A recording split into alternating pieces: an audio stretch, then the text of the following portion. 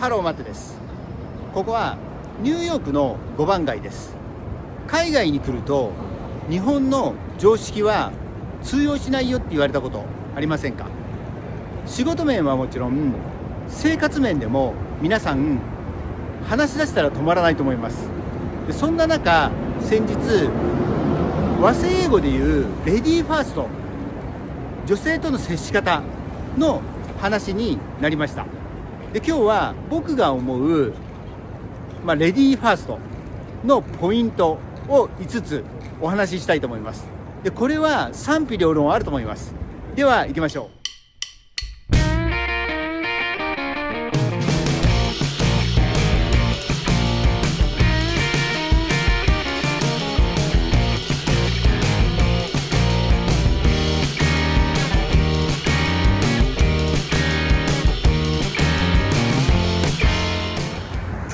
お話ししながら歩くこの場所は5番街です。でここはティファニーですね。でこちらが現在工事中のルイ・ヴィトンで、こちらがセントラルパークでバーグドルフ・グッドマンですね。でセントラルパークを背にしてロックフェラーセンターの方に向かって歩きながらお話ししたいと思います。でこのレディーファースト、和製英語だと思うんですけど、レディーズファーストとも言いますかね、英語では。でもこの言葉も賛否両論あって使わないっていう人もいます。ですからぴったりハマる言葉っていうとエスコートとかマナーもちょっと違うかな、エスコートかな。ですから、女性との接し方、何に気をつけてるかっていうのを5つお話ししていきたいと思います。僕のね世代だと実は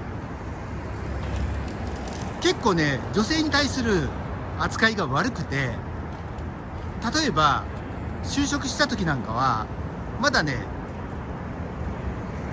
お茶を出す係の女性の方がいらっしゃったり、あと飲み会の時なんかは、ビールをね各、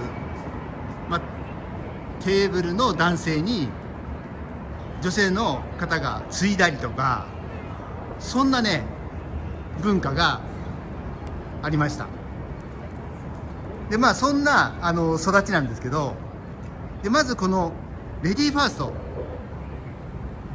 一つ目、いきなり難しいとこなんですけど、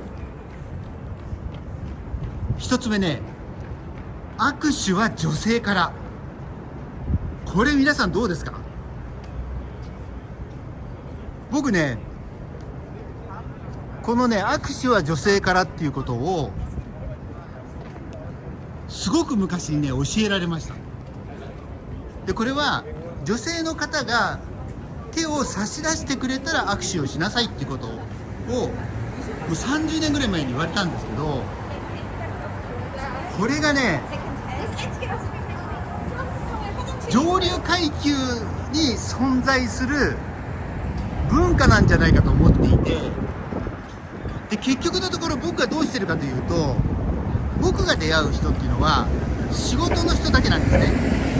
ですからその場の流れでだいたい自分から手を出して握手してます。だからもしかしたらこれねダメかもしれないんですけど、ほぼ 100% 流れで握手もしてますし、それからハグもしてます。これねセントレジスですね。実はね今すごい早朝なんです。これ仕事の前に撮っていて、でも一つだけ気をつけてるのは、イスラム教徒の可能性がある方で、この方々には、それっぽい雰囲気を感じる方には握手とか、手を差し伸べたりとかねっていうのはね控えてます。ですから一つ目、握手は女性からって言われました。でもこれはね僕はそのようにしてないですね。2つ目、女性の後ろを歩け。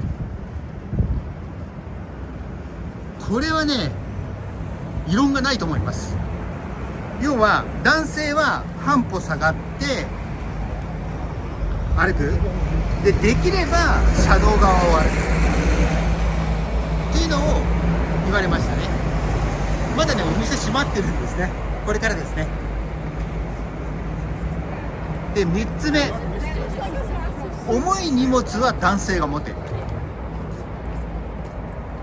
で買い物した時のね、品物はもちろん、例えば空港でスーツケースをピックアップする時、こういう時も女性のスーツケースは男性が、引っ張り上げて、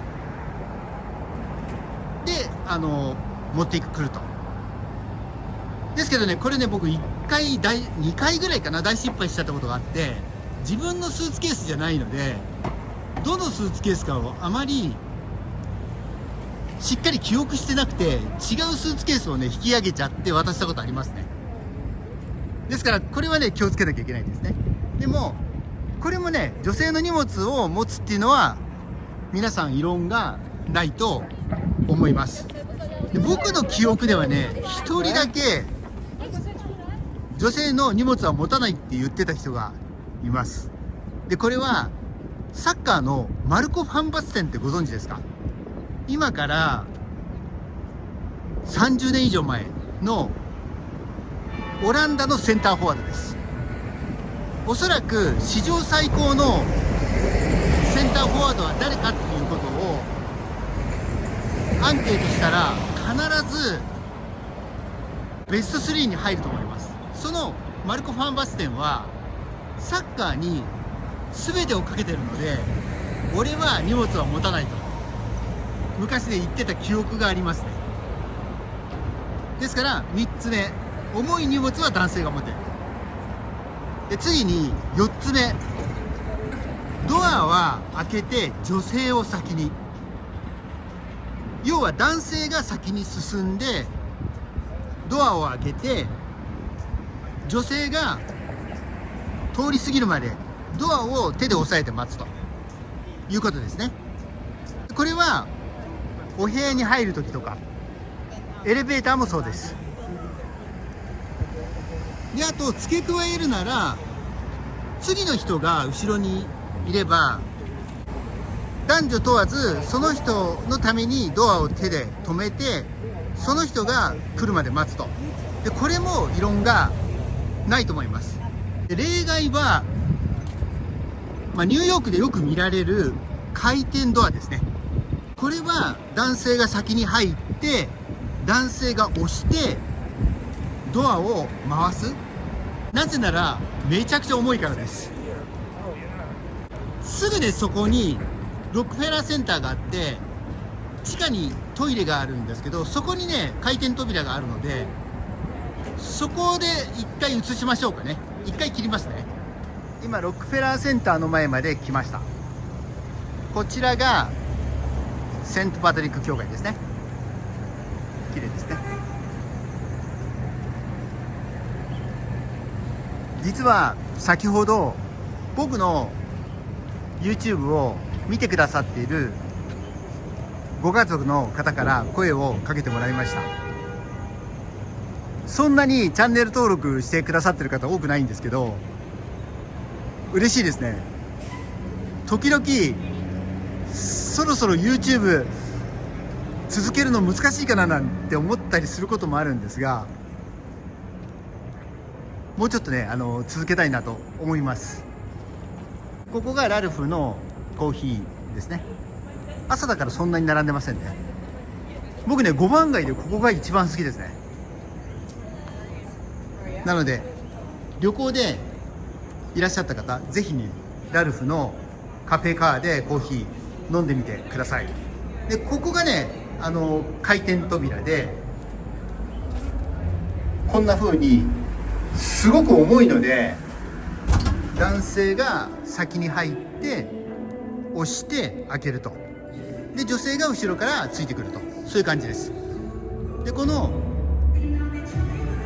ここですね。ロックフェラーセンター、この下にトイレがあるので、旅行でいらっしゃった方はここでトイレ行くのがいいと思います。で、出ます。ほんとね、重いんですよこれ。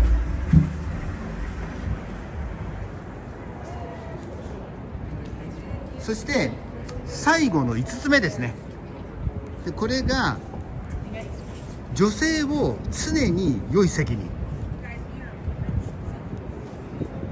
要は女性の方を常に眺めの良い席に座らせるってことです。で、これは電車や車の座席、カフェ、それから図書館、全ての場所でそうですね。で、例えばレストランであれば、これはね、分かりやすいと思います。女性を先に歩かせれば、お店の方は女性に対して最初に椅子を引いてくれた席が、定席なので、これはね、考える必要ないですね。このレストランとかのね、気をつける点に関しては結構たくさんあるんで、もし視聴回数多ければね、別途を作りたいと思います。あと、仕事の面でのね、違いはすごく、これもね、たくさんあるんで、これも改めて作ってみたいなと思ってます。こちらが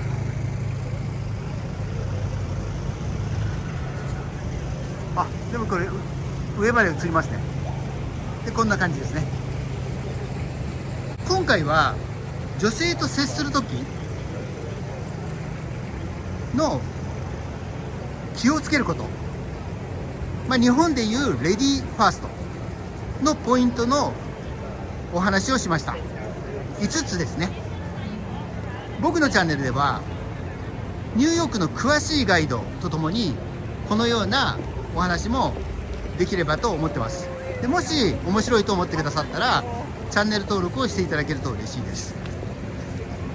で、今日ね、3月末なんですけど、まだスケートやってますね。